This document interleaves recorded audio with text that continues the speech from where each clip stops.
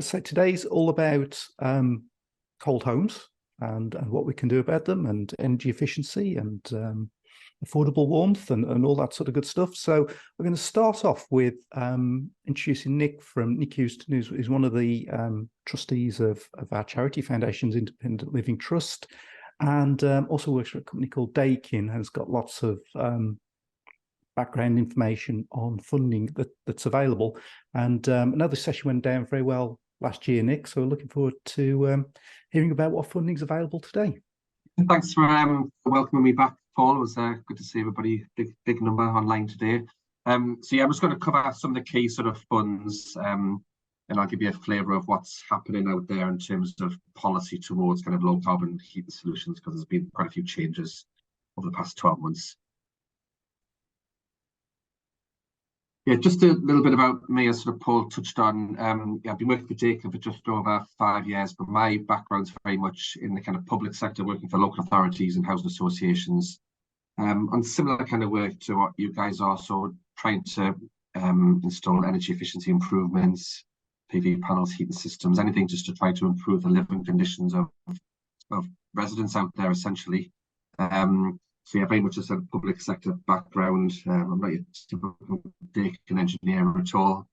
I've also worked as a director for NEA, the Fuel Poverty Charity, which has already been come across. Yeah, I've been working with Paul and Phil for quite a while now. But my role essentially within Daikin is just to essentially just provide support to organisations on the whole kind of low carbon journey, whether it's with kind of government policy or funding or training or education, or talking about what heat pumps are, just anything that just kind of helps and supports the industry. And obviously today I'm not really talking about heat pumps too much, it's more about the kind of wider measures that's available as well.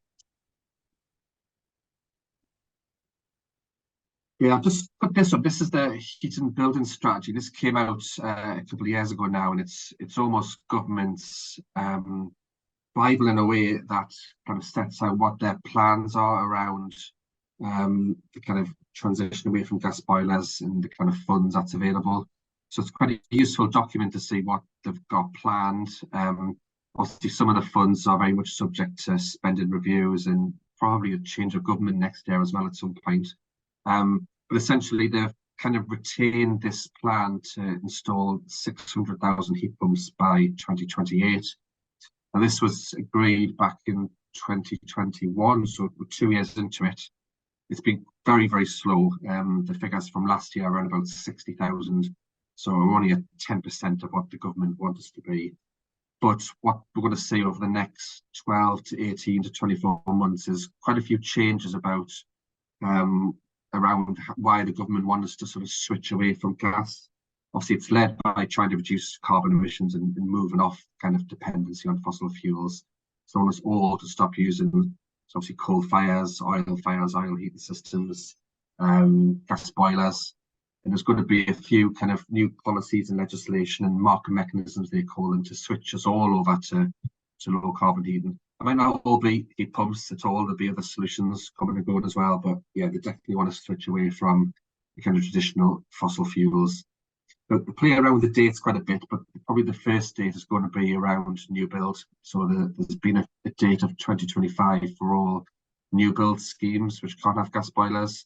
So all the house builders now, certainly the kind of medium-sized house builders, are already fitting heat pumps. They've already decided to make that switch over. For the rest of us, people are living in their own homes and renting in social housing properties, it'll be a lot later before the kind of legislation comes in. Probably well into the 2030s, but that doesn't mean that we all might want to switch before that, because there'll be a lot of help and subsidies and grants and funds available to make it more attractive to switch from gas. Then, so we'll almost like want to do it before the government tells us they're going to do it. And this strategy just covers the main funds as well. So it's got the Social Housing Decarb Fund and Home Grant. I'll cover some of these in the next few slides, but yeah, if you're really, really bored one evening, it's quite a good document, but it's hundreds of pages long, so yeah, I wouldn't dwell on it too much. Yeah, just before I get into some of the funds, I just want to give you a flavour of what is coming around innovation. And it's quite important because there's quite a few changes that the government are looking at. So one of the big barriers to stopping heat pumps, so if you've got a gas boiler now and you want to put a heat pump in, There is a lot of funding available, as I'll demonstrate in the next few slides, but the biggest issue at the moment is the running costs. And that's because to take out a gas boiler today and put a heat pump in, it'll probably cost the same to run. And that's not very much of an incentive at all for somebody to spend more money there to change the heating system over, because heat pumps aren't particularly cheap. So the government and Ofgem have got a bit of an issue around the running costs, and the problem is the cost of electricity versus the cost of gas. At the moment, electricity is 4 times higher than gas. That's quite a big gap, and it means that when you've got heat pumps that are 3 or 4 times more efficient, all those efficiencies are getting wiped out by the fact that electricity is so much higher. Sorry. So the solution is to kind of remove or reduce the cost of electricity. So I've got a tickly cough all week. One of the ways to do that is to remove the levy on electricity tariffs, which sits around 23%. Now, the government have been talking about doing this for quite a while, but when they do come around to doing it, probably early next year, it will really shift the gap between gas and electricity. So we'll see quite a big step change. And I mean that the gap between electricity and gas might reduce to, say, 2.5 or 3 times higher, which will really make heat pumps a lot more efficient to run. I forgot. Also, introduction of SAP. Now, SAP might not mean a great deal, but it does when it comes to the funds, because all the funds are linked to come to make improvements to the EPC bands. So most of the funds started trying to work on properties that are band D, E, F, and G. Now, previously, heat pumps haven't scored very high at all when it comes to SAP points. But again, there's a big change coming, probably the end of this year, early next year, which is going to kind of flip the scores on its head. So gas boilers will score a lot lower than they do in heat pumps, for example, and PV panels and everything else that's renewable will score a lot higher. So overnight, all the existing EPCs will change, and anybody with a gas boiler will see their EPC drop. And anything with a heat pump or plan to be with a heat pump will go up. So these two things will make quite a bit of difference in terms of demand for heat pumps, because they'll be cheaper and easier to run, and they'll score higher on EPCs, which is quite a driver for a lot of people. The last thing is probably going to be another game changer, and it's called heat pump flexibility. And there's all these buzzwords like demand side response and time of use and type of use. But what it is essentially is just using the heating system in a different way. And it's almost going back a little bit to what we've all seen before with Economy 10 and Economy 7 tariffs, where you had storage heaters and you drew all the heat down through the night very cheaply, and then you got up in the morning and you turned your storage heater on and poured the heat out through the day. It's a little bit like that in terms of working with off-peak and on-peak tariffs, but the kind of market's moved on a lot. So the off-peak tariffs or the off-peak prices are not just through the night now. There are periods during the day where they're also quite cheap. So we've got to work out how to use the heating systems to maximize all these little off-peak tariffs during the day. It's very doable. But the benefits of doing that is that it'll reduce the running costs for heat pumps quite a lot. So if, for example, if you wanted to put the heating on between like 7 and 9 o'clock, it would cost you sort of the 30 pence per kilowatt, which is a standard electricity cost. If we're able to do that heating system at, say, 5 o'clock instead of 7 o'clock, then they might say, well, you can have the tariff at half the cost, 15 pence. And they'll do this throughout the day. So there'll be certain periods where we can use cheaper tariffs to run the heating system. So all this is coming as well. So I think with the mix of the three, in the next sort of 6 to 12 months, we'll see quite a kind of step change. This is what I meant by market mechanisms before, because the government might not say you have to change your gas boiler for a heat pump, but because of all these things happening, you might want to, because it'll be a lot cheaper to run, essentially. Yeah, just a little bit about energy prices. I've just touched on this, but part of my role is to track these really closely, because it does have an impact on obviously the heating systems of everybody across the UK, really, but particularly when we're trying to sell heat pumps and heating systems, it's really key, and it has fluctuated an awful lot since the end of COVID. Really, it's been up and down. We've had various government price caps and energy price guarantees. had this £400 government top up as well. But now I've kind of come at the end of the kind of government support and subsidy. We've got this kind of the bottom bit really, electricity at 30 pence, gas at 7.5, which is this 4 times gap that I talked about. But really the key point there is that the prices now are double what they were in October 2021. So in the last 2 years, we've seen a real doubling of energy bills. So you hear a lot from the government saying that they've introduced this and that, but ultimately the energy costs have gone up. So if we can introduce savings through heat pump tariffs and all these new initiatives and innovations that's coming, it can make a really big difference to households out there. So I think the idea is that if we can install a heat pump, then yes, it's renewable. Yes, it's going to reduce carbon emissions, but it really has to reduce running costs as well for that customer, for that resident. And that's the key bit. And we're almost at that point where we can really demonstrate some really good savings. Right, so funding. Now, I'm just going to cover this fairly quickly because I'm going to focus on just 2 of the funds. But the point I'm trying to make with all this is that we're pretty much in the middle, I would say 50% the way through quite a large kind of funded programme from government. So all this is about £6 billion of the funding that the government have announced over the past 2 and a bit years. And they've typical of government, they call them all sorts of different scheme names. So we've had the Green Homes Grant, the Local Authority Delivery Scheme, which has had loads of different phases. We've had a Sustainable Loans Competition and a Home Upgrade Grant and a Social Housing Decarbonisation Fund.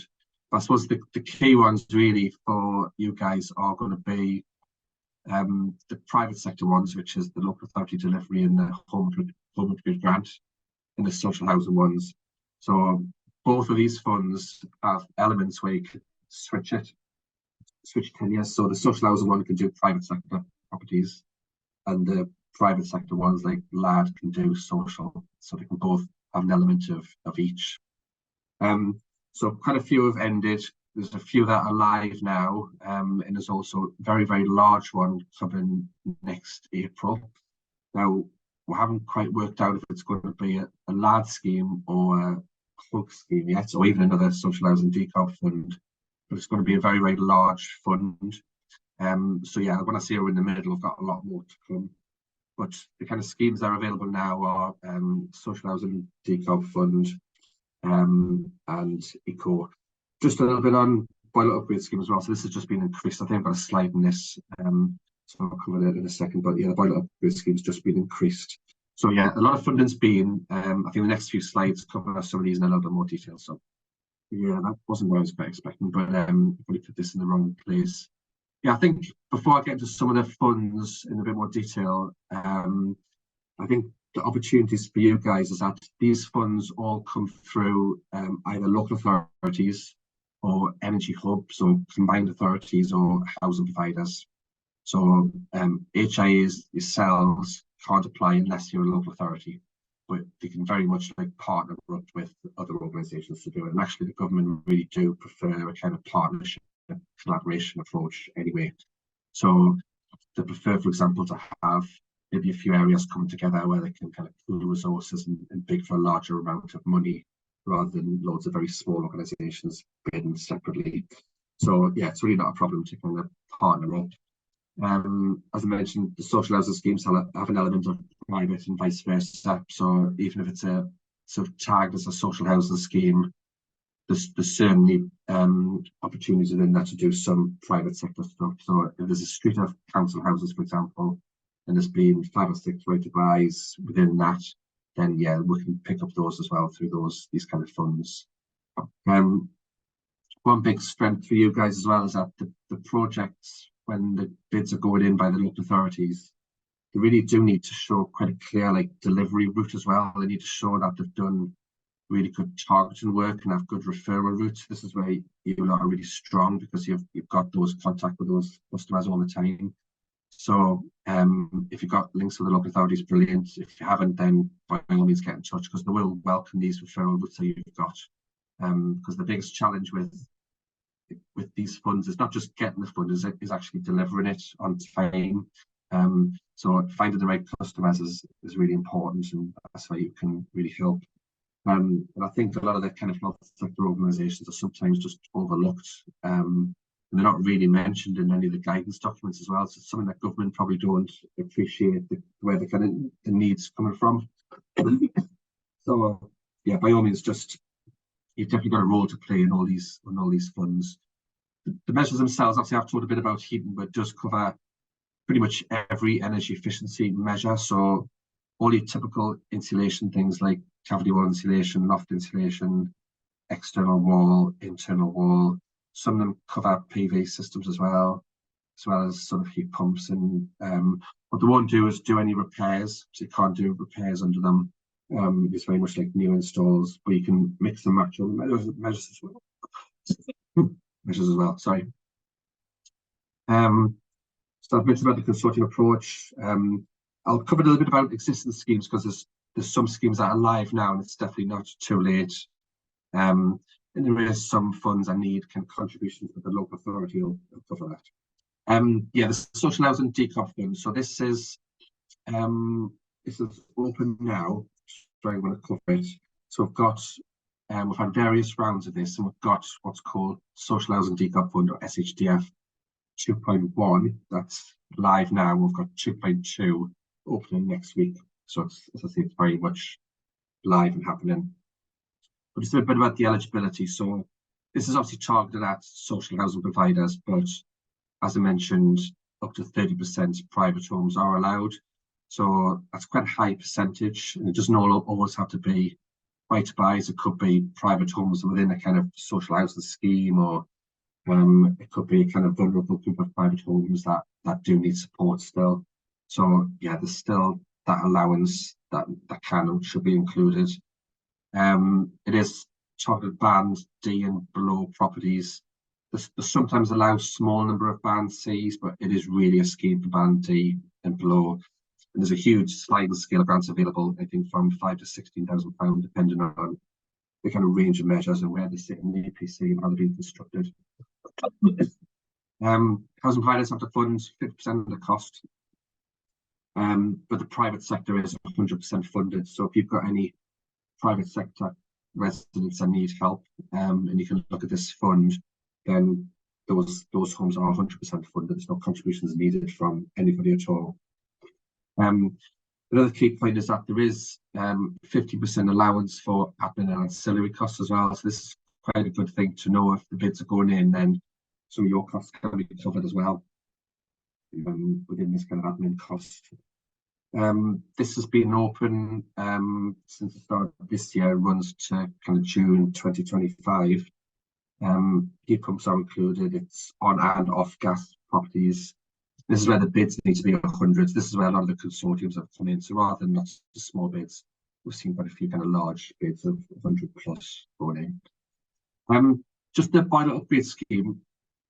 This has been out a little while now, but the take-up's been very, very low. So the government have actually just increased the rate. So this is just for heating systems, just for heat pumps. It doesn't cover any of the insulation work. But this is replaced the renewable heat incentive, which is around it finished in 2022, but was around for a good 12, 15 years before that. So yes, the rate now is £7,500. Now, a typical heat pump install should be between £8,000 and £10,000. So the vast majority of the cost is being covered. Now, this is available to pretty much everybody except social housing residents. So all private sector, private tenants, private landlords, or occupiers can access this. And there's no kind of income level restrictions. There's no benefit requirements at all. It's a fairly easy to access scheme. The only requirement is that you need to have like fairly basic levels of insulation. So if the loft needs topping up, that should be done. If it's got cavity wall, then it should have insulation in. But that's pretty much it. They don't expect you to do external wall insulation or put panels on the roof, nothing like that. It is just very basic levels of insulation. Essentially, it works where you would work with a local installer. They would help access the funds, give you a quote, then the grant would come via the installer, and the installer would essentially deduct the £7,500 off the cost of the work. It's just the balance to pay. So Yeah, it hasn't. It's been pretty slow take up, to be honest. So yeah, hence why they've kind of pushed it up. But yeah, if you're interested in doing anything, we've just launched quite a few campaigns on this, particularly with local authorities, just to help local authorities promote it across their kind of customer base. So if there's anything you want to do on this in terms of promotion, just give me a shout. Yeah, Eco4, you probably would have come across this. We have seen quite a change with Eco4 compared with previous eco rounds, and that they've pretty much stopped supporting gas boiler replacements in line with the rest of the government kind of policy.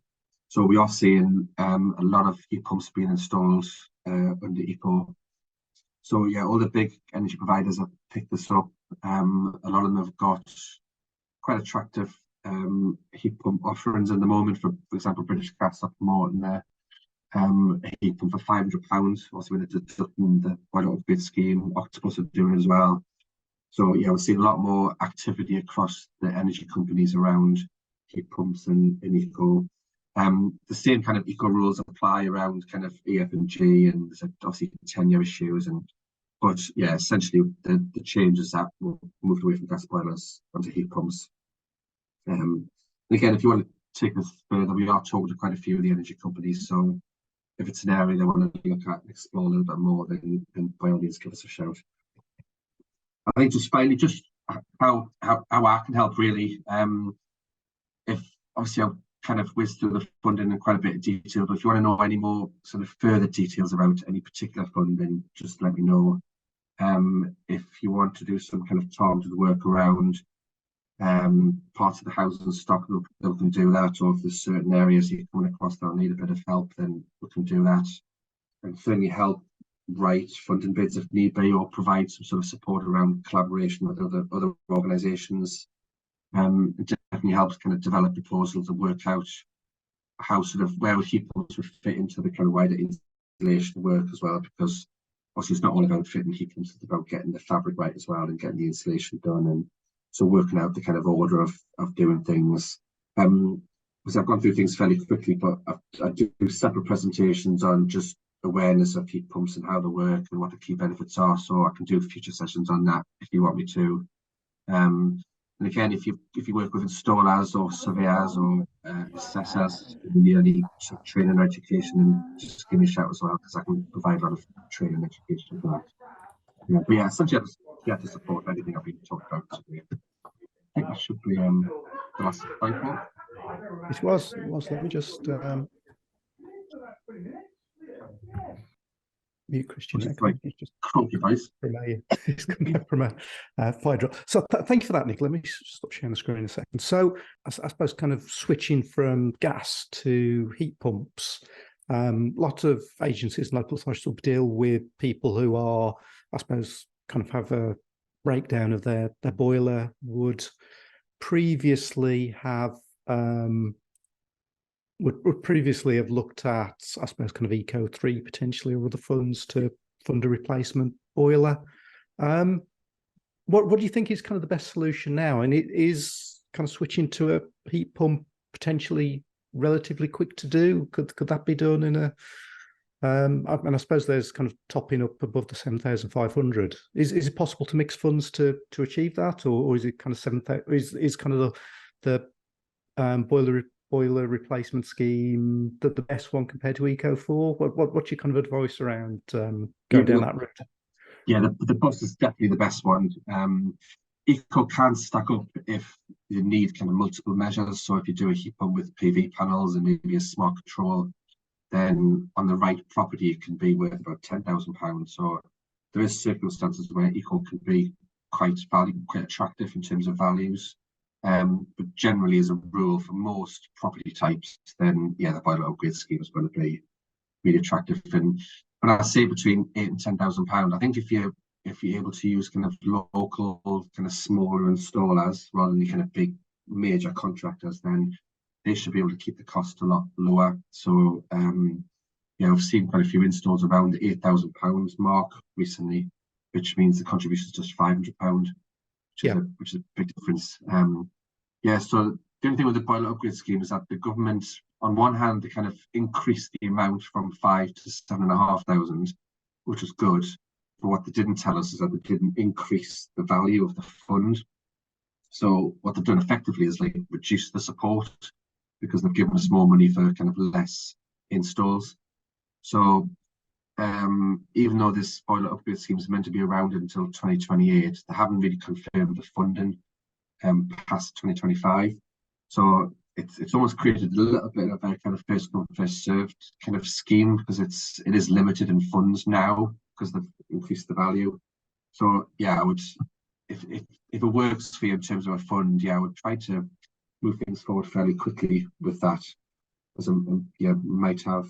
It's not going to run out necessarily because the government might just turn back up again, but there's a lot of more question marks about where the rest of the funds are going to come from. Okay. Eco's just so subjective and variable. It's difficult, but yeah, the boiler upgrade scheme is going to be the one that probably supports the best. Okay. And are there any areas of the country that are short on registered installers, or is it? And is kind of a is it a problem here in the country to get heat pumps installed at the moment? Not really. There's certainly a lot more installers come online. If you come across any areas where you've got a shortage, then definitely let us know. Because what we can do is, if there's an area where there's genuinely a shortage, we could run all sorts of like campaigns and local training events to try to just build that area up. Because we do need every area covered. So yeah, if it is an issue, then by all means let us know. We could just throw some resources at it to do some local training. There's a little bit of an issue with the number of bus installers because heat pump installers need MCS to do the installs, and the number of bus installers is about half that. So there's only half the number of bus installers than normal heat pump installers. So we are doing a bit of a campaign to try to raise awareness of kind of bus installers. But yeah, they are growing every single day. People are getting registered, and it shouldn't be an issue. But if you come across an area where you're struggling to get installers, just let me know straight away, and I'll see what we've got across our network. And if there's a genuine need gap, we'll put some resources into. What happens with blocks of flats, Nick? Presumably you don't have an individual heat pump each. So is there some sort of requirement for landlords to address? I suppose lot of modern blocks have electric heating anyway, which is quite expensive. But kind of existing blocks with gas, what's the approach for those? Yeah, it is a bit of a problem. I mean, usually up to 2 or 3 stories, we're okay with kind of individual heat pumps. But yeah, past 3 stories, then once you're sort of 4 stories in the block, you wouldn't want a lot of heat pumps on the side at all. So you have to kind of move to a kind of commercial solution for like a residential block. And there's a few ways of doing that. So if it's got gas in the property and you want to kind of switch it all over, you essentially can put a kind of like a mini bank of heat pumps on the outside, and you can almost like fence them off. It's a bit like a kind of a large commercial unit, and that would kind of feed the whole block. So you can do that. We've also got a couple of other solutions where you have a kind of outdoor unit that's not very big, that kind of preheats everything, so it goes from, in essence, like 0 degrees up to about 35 degrees, and then they have a kind of very small miniature heat pump in the form of a boiler internally, and that goes from 35 upwards. So we can do that solution as well. And this is kind of funded through like heat network funding, so I didn't cover that, but there's a separate sort of network funds to cover these kind of commercial type solutions. But yeah, there's always a solution. But yeah, we wouldn't want to put heat pumps on the balcony or in the wall everywhere.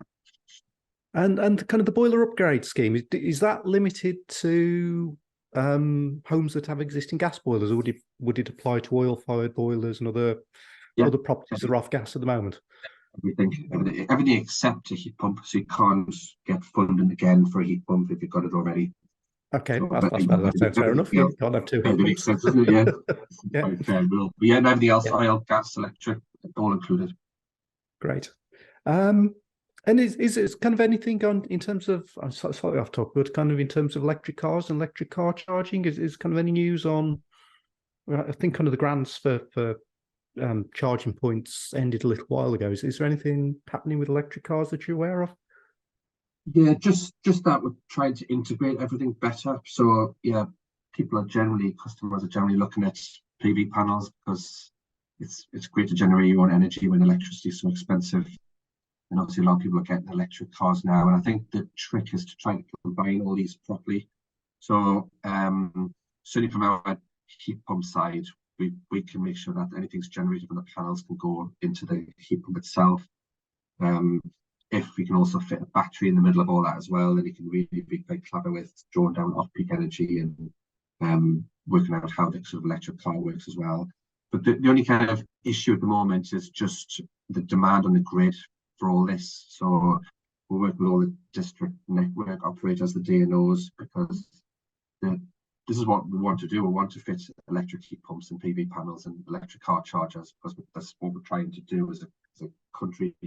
But yeah, the grid itself is kind of struggling under the pressure of all these new high intensive electric consumptions. So we're working very closely with the DNO just to make sure everything's the network strong enough. One of the biggest things they're doing is on like older properties, generally as a rule, when they were putting the connections into homes, they did what was called like a kind of shared loop system. So two properties typically got the same kind of, they had like a shared like load input. So it came down the street and then it went off into two properties. And they call it like a shared system.